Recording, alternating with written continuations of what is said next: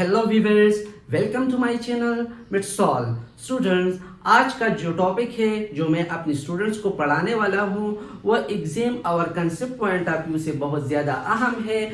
आज मैं इस लेक्चर में अपने स्टूडेंट्स को के pKa, pH, Henderson Hasselbalch equation and what is the effect of pKa on drug absorption के बारे में अपने स्टूडेंट्स को पढ़ाऊंगा। इस लेक्चर्स को मैंने डिफरेंट पार्ट्स में डिवाइड की है। पहले पार्ट में हम के और पी के बारे में कहेंगे कि के और पी क्या चीज़ और इसके दरमियान हमारे साथ रिलेशन क्या है।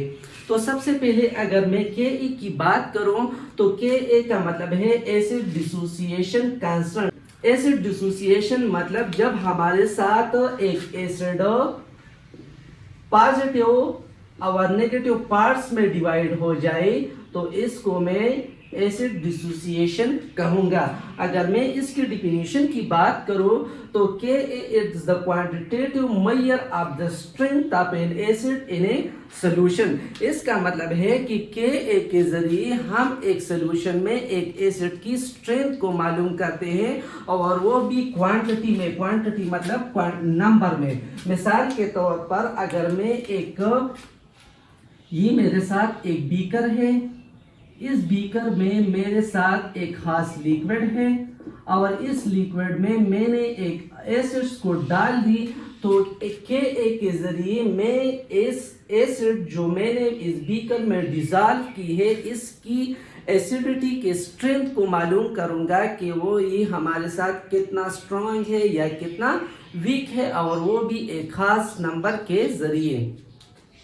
अगर मैं ब्रोंस-लोरी की कंसेप्ट की बात करूं तो ब्रोंस-लोरी बताता है कि ऐसे सब्सटेंसेस, मिसाल के तौर पर ये हमारे साथ एक सब्सटेंस है और जब ये सब्सटेंस हमारे साथ हाइड्रोजन आयन मतलब प्रोटॉन्स को डोनेट करता है तो इसको मैं एसिड कहूँगा।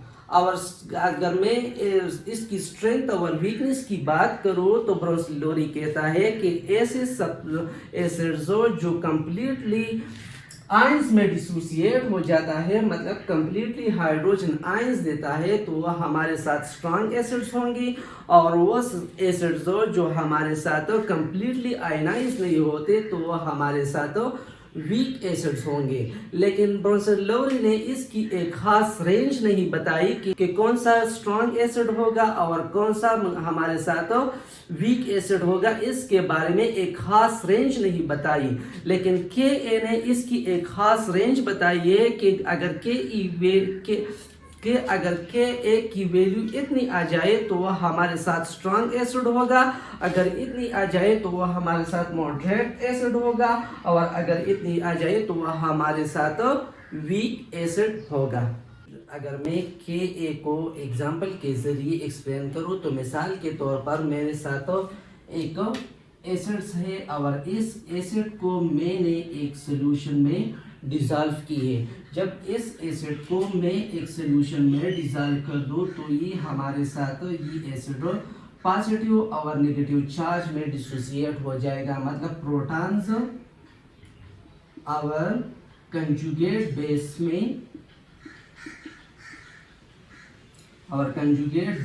में डिसोसिएट हो जाएगा। तो जब मैं इस एसिड्स की अब अगर के वैल्यू की बात करूं तो के की वैल्यू में इस एसिड्स की इस वक्त निकालूंगा जब ये रिएक्शंस हमारे साथ इक्विलिब्रियम अचीव करेगा। इक्विलिब्रियम की अगर मैं बात करूं तो इक्विलिब्रियम में रेट ऑफ रिएक्टेंट्स जो है मतलब ये रिएक्टेंट्स और ये प्रोडक्ट्स जब हमारे साथ एक खास टाइम में मतलब एक टाइम में बिल्कुल बराबर हो जाए इसको मैं इक्विलिब्रियम कहूँगा। मतलब मिसाल के तौर पर अगर मैंने ये 10 पार्टिकल्स ली है और ये 10 पार्टिकल्स में जब 5 पार्टिकल्स डिसोसिएट हो जाएंगे इस 5 पार्टिकल्स में मतलब यहाँ भी 5 पार्टिकल्स और यहाँ भी 5 पार्टिकल्स होंगे और इस वक्त rate of reactions rate of forward reaction rate of backward reaction के इक्वल होगा तो इसको मैं इक्विलिब्रियम कहूँगा। तो इस इक्विलिब्रियम के दौरान अगर मैं के की इक्वेशंस निकालूं तो ये हमारे साथ होगा hydrogen ion plus conjugate base divided by acids, मतलब ये ब्रैकेट्स हमारे साथ कंसंट्रेशन को शो करता है। मतलब मैं according to law of mass action के जरिए प्रोडक्ट्स को ऊपर लिखूंगा और के को और एसिड्स को मतलब रिएक्टेंट्स को नीचे लिखूंगा। तो यहाँ पे अगर मैं इस इक्वेशन को देखूं तो के हमारे साथ हाइड्रोजन आयंस मतलब प्रोटॉन्स को डायरेक्टली प्रोपोर्शनल है। तो इसका मतलब ये है कि अगर जब मैं एक एसिड को एक बीकर में डाल दूं और अगर उसने हमारे साथ प्रोटॉन ज्यादा अमाउंट में दिए तो इसका मतलब ये होगा कि ये एसिड हमारे साथ स्ट्रॉन्ग एसिड है, क्योंकि ब्रोंसेलोरी ने कहा है कि ऐसे एसिड्स जो ज्यादा अमाउंट में हमारे साथ प्रोटॉन्स डोनर हो वो स्ट्रॉन्ग एसिड्स होंगे। लेकिन इसके बरअक्स अगर वो हमारे साथ ज्यादा अमाउंट्स में प्रोटॉन्स नहीं देंगे तो वह हमारे साथ वीक एसिड्स होंगे। मतलब इस बीकर में वीक एसिड के दौरान इस बीकर में इस प्रोटॉन की ज्यादा अमाउंट नहीं होगी बल्कि के HA की अमाउंट ज़्यादा होगी, और जब HA की अमाउंट ज़्यादा होगी तो इस वक्त हमारे साथ KA का जो वैल्यू है वो स्मॉल आएगा। तो इसका मतलब ये है कि जब हमारे साथ KA की वैल्यू ज़्यादा आएगा तो इस वक्त हमारे साथ एसिडिटी इस रिएक्टेंट्स की एसिडिटी ज़्यादा होगी। लेकिन अगर KA वैल्यू कम आएगा तो इस वक्त हमारे साथ एसिडिटी इस रिएक्टेंट की एसिडिटी कम आएगी।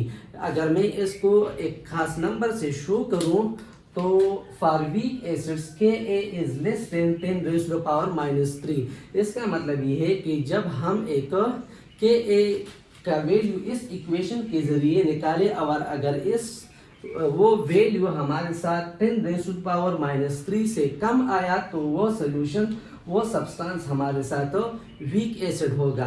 लेकिन अगर वो वैल्यू हमारे साथ 1 और 10⁻³ के दरमियान आया तो वो हमारे साथ मॉडरेटली वीक एसिड्स होगा। लेकिन अगर KA के वैल्यू हमारे साथ ज़्यादा आया 1 से ज़्यादा आया तो हमारे साथ स्ट्रॉन्ग एसिड होगा।